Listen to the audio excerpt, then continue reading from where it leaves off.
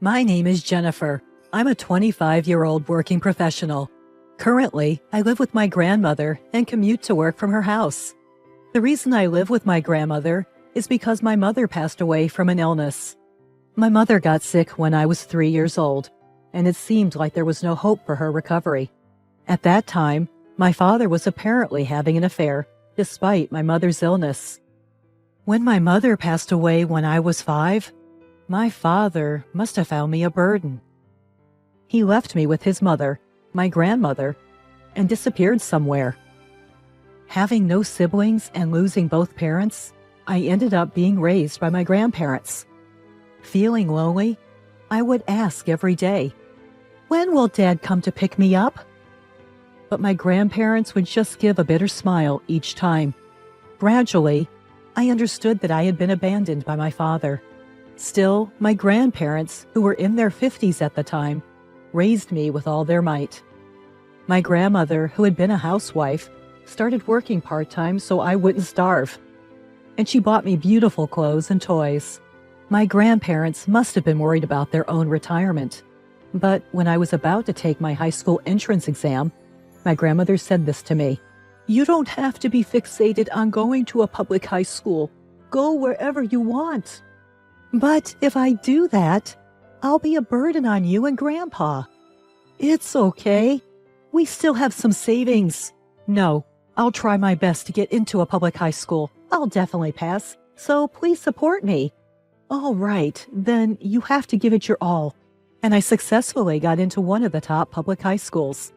My grandparents were happy for me, and my grandfather even made a reservation at a restaurant. I felt so fortunate to be celebrated by such kind grandparents. I enjoyed my high school life, but one day I came home to a somber atmosphere. I asked my grandmother what had happened, and it turned out that my grandfather had been diagnosed with an illness. His condition worsened rapidly, and he began going in and out of the hospital frequently. At that time, my grandfather had retired, so my grandmother had to support the family by working multiple part-time jobs. His hospital bills were covered by life insurance, but then my grandmother became unable to work due to exhaustion. That's when she decided to seek help from the government and went to the city office. Yes, she applied for public assistance. The process seemed very complicated, but somehow the application was approved. However, I spent my days wondering what would happen in the future. The high school I attended was a college prep school, so everyone went on to college. I was surprised to hear at the city office that welfare households could not go to college unless they separated their households. However, separating households also reduces the welfare benefits, which is tough. I wanted to go to college, but it was also difficult to go that far, so I decided to work as soon as possible to repay my grandparents. My grandmother tearfully said to me, "I'm so sorry this happened. It's all because of your father.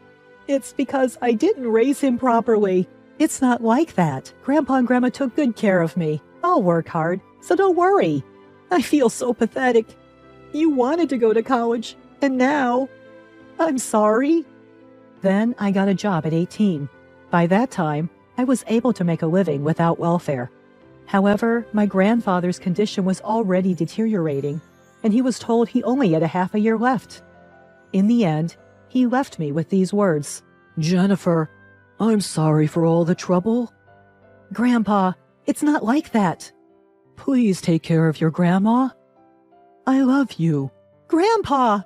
After cremating my grandfather, I worked even harder. I worked a lot of overtime so my grandmother wouldn't have to work part-time anymore. Time flew by, and I turned 25. I was so busy every day that I didn't have time to have a boyfriend. Besides, I couldn't be proactive in love because I thought I might have a handicap from being abandoned by my father. Then one day, I got a call from someone. It was about my father, whom I hadn't been in touch with for a long time, had passed away. He died in a traffic accident. He was my biological father, but I didn't feel a shred of sadness. My grandmother didn't show any signs of sadness either, even though her own son had died. Well, maybe she was actually sad, but she might have hated her son for having an affair and leaving his child behind. It seems my father had told his remarried wife the address of our house. So his remarried wife came to visit our house and said this. Well, John has passed away, as we've already informed you, but now there's an issue with the inheritance. Huh? Would you mind relinquishing your inheritance rights? We don't have any children, so it turns out you also have rights, which is a problem for us. Well, that's fine. I never really thought of him as my father anyway. I don't need anything now. Great, so you'll relinquish. Wait, I'm not giving up my rights. What? I'm asserting my rightful claim. While it's true that I have mixed feelings about my son's death in a car accident, I can't say I'm not sad, but I'm much angrier that he abandoned young Jennifer to go to you. So of course, I'll assert my rights. Is that all you wanted to say? Yes. Then please leave. My grandmother smiled at me and said, that was the right thing to do. And the woman left. Apparently, my father and his second wife had no children and lived a lavish lifestyle together. It seems my playboy father was quite the entrepreneur. He made a fortune in the real estate business. After that, my grandmother called a relative. He happened to be a lawyer. She seemed to be asking if he could mediate the inheritance issue, as she didn't want any conflict. Soon after, that relative uncle came to our house. He agreed with my grandmother. Inheritance disputes can get messy, but in this case, I think you're right, Grandma. Why? I don't want any of the money left by the father who abandoned me. It's tainted. But Jennifer, your grandma did her best to raise you. She put you first, above her own retirement plans. I know that. And don't you think she resents the woman who seduced her son? Don't you agree? I understand how you feel, Jennifer, but let's try to be more mature about this. Okay.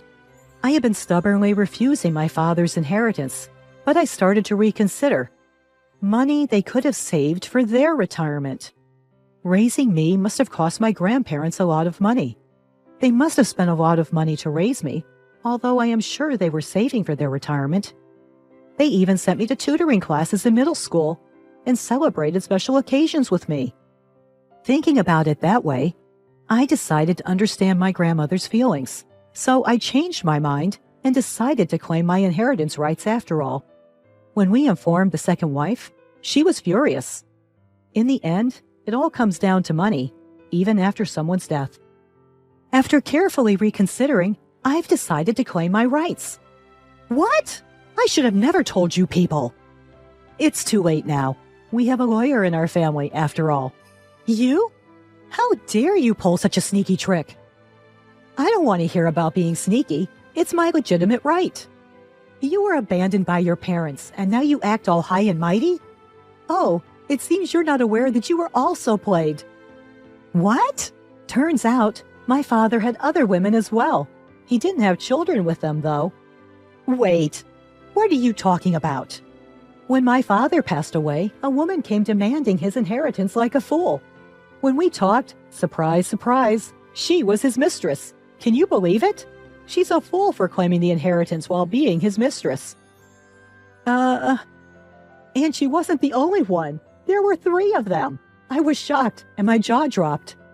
No way. Well, at least they didn't have children. I'm going to claim a significant portion of the inheritance. That's my inheritance. No, don't be selfish. It's mine too, LOL. The remarried wife was sobbing. Of course she would be. The man she thought loved her faithfully had other women. I realized how much of a fool my father was. It's a good thing he didn't have children with them. In the end, I inherited my father's estate. At first, I didn't want anything from such a father, but I had to understand my grandmother's situation better. I gave the money to my grandmother saying, please use it for the future. I'm sorry for what I said before, but I realized something. It must have been hard raising me, right? I want you to use this money for your future.